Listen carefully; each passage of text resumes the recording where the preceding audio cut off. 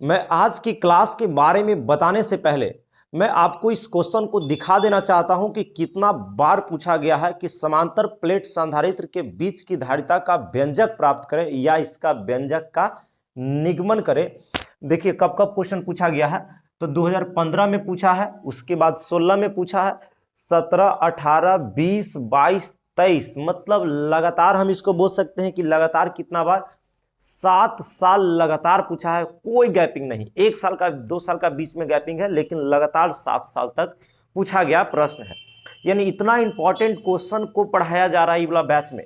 ये बैच क्या चीज का चल रहा है, जो फ्री ऑफ कॉस्ट है।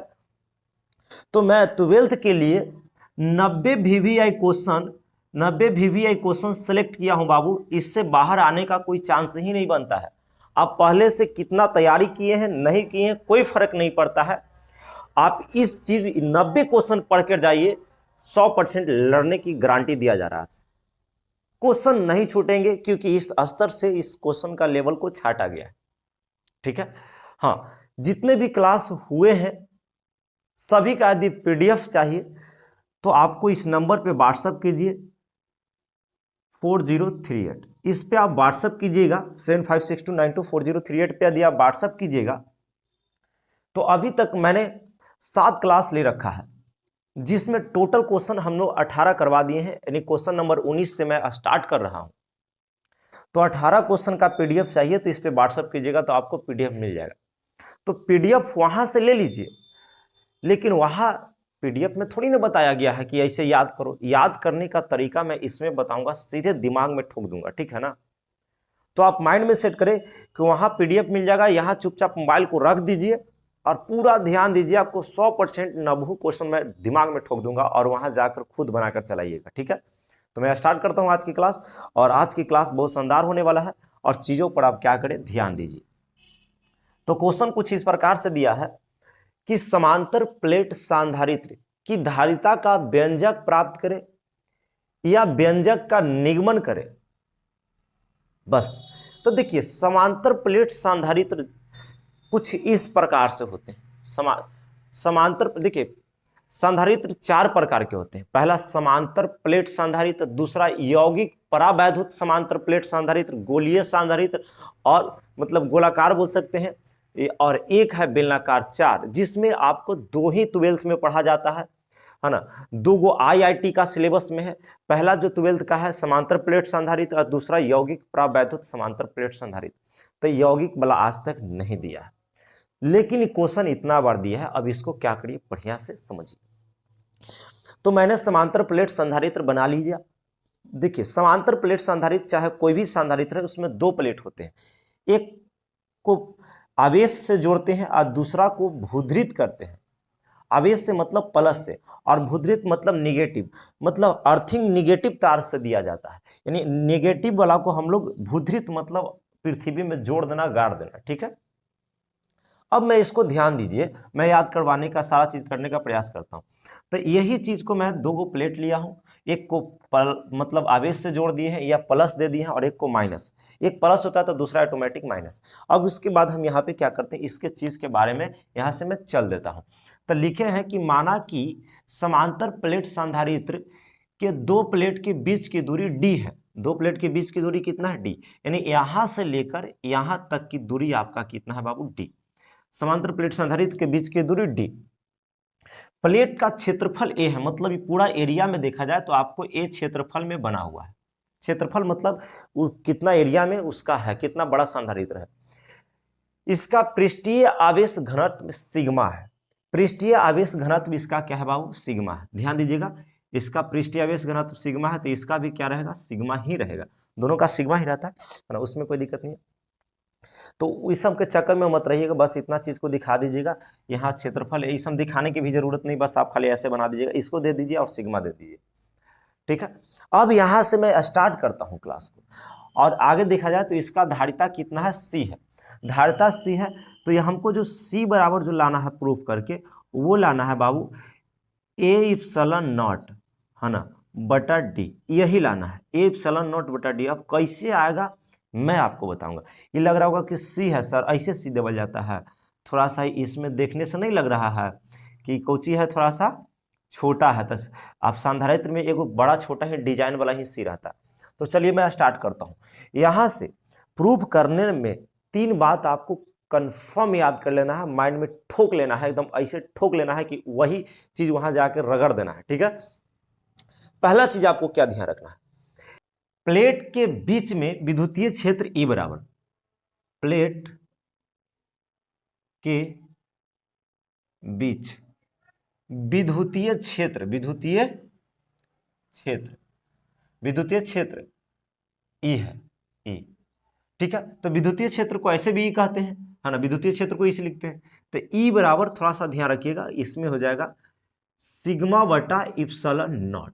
सिग्मा बटा इप्सिलॉन नॉट आपको ध्यान रखना होगा। पहला बात, जितने भी चीज इसमें बोला गया सभी का यूज आएंगे, टोटल डी सिग्मा सी सब का यूज इसमें आने वाला, जो कि अभी आपको आ गया इप्सिलॉन नॉट और सिग्मा का आ चुका है, सिग्मा आ चुका है। अब आपको ध्यान देना होगा कि सिग्मा का जगह कुछ रखना पड़ता है। अब क्या रखना पड़ता है समझिए, यानी चूंकि आप लोग को पता है कि सिग्मा को पृष्ठीय आवेश घनत्व कहते हैं, और आप लोग को टीचर पढ़ाते भी हैं कि सिग्मा बराबर जो होता है क्यू बटा क्या होता है, समझिएगा, क्यू बटा ए होता है, ठीक है। क्योंकि आप लोग को पृष्ठीय आवेश घनत्व किसे कहते हैं आ सकता है, तो ठीक से सुन लीजिएगा या कहीं लिख लीजिए, आपको काम देगा।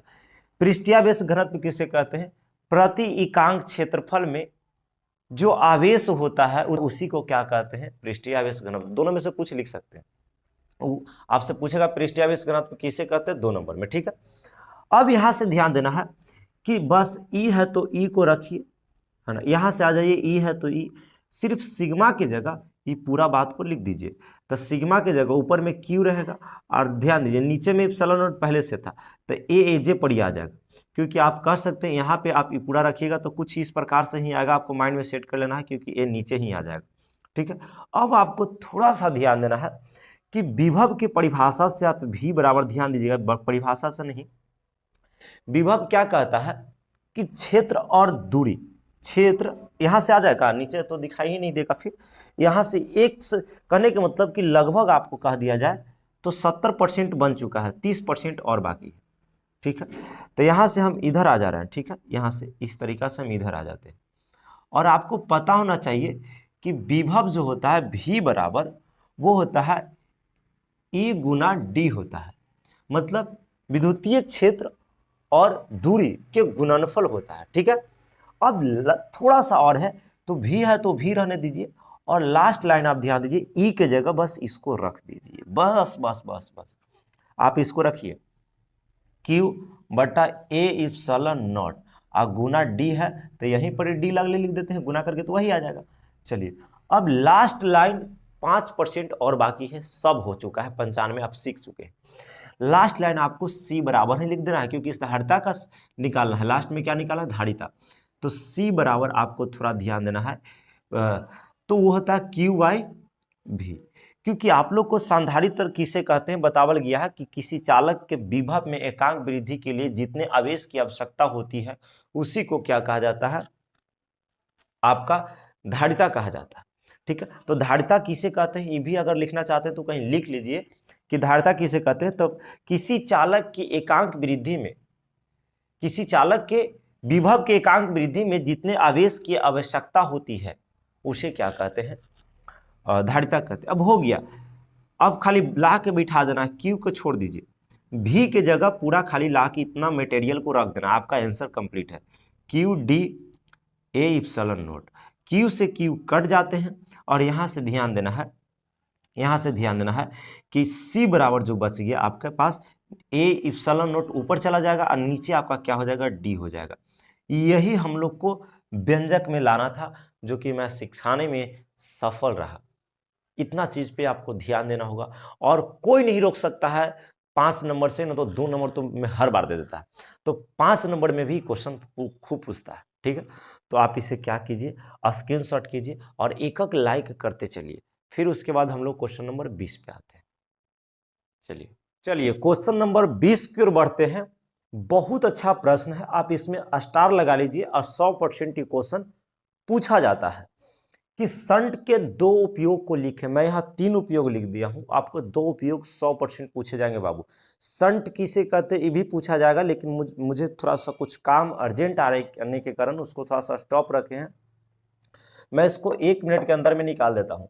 शंट है आखिर में क्या? तो कोई भी यदि सिस्टम है उसमें यदि प्रतिरोध का मान शून्य हो गया है, एकदम 0 के बराबर हो गया है, तो ओकरा शंट कहते हैं। मतलब रुकावट नहीं है, शंट है। सीधे बात समझ में आ गया? प्रतिरोध एकदम शून्य हो जाना शंट कहलाता है। क्या चीज में? कुछों में। चलिए, मतलब जो भी सिस्टम है। तो अब यहां से समझिएगा कि शंट के 2 उपयोग निम्नलिखित है। 2 उपयोग बोला है, हम लोग लिख देंगे निम्नलिखित है। पहला आपको ध्यान रखना, शंट को गैल्वेनोमीटर में बहुत कम प्रतिरोध के साथ जोड़कर हम लोग एमीटर बनाया जाता है। मतलब एमीटर बनाते हैं गैल्वेनोमीटर में, एकदम कम प्रतिरोध के साथ जोड़ते हैं गैल्वेनोमीटर को, जिसके कारण एमीटर में बदल जाता है। शंट को गैल्वेनोमीटर में बहुत कम प्रतिरोध को जोड़कर एमीटर बनाया जाता है। दूसरा आपको ध्यान रखना, गैल्वेनोमीटर को उच्च धारा क्षतिग्रस्त होने से क्या करता है? बचाता है। यानी गैल्वेनोमीटर में अधिक धारा को से बचाता है, उसको मतलब सुरक्षा देता है।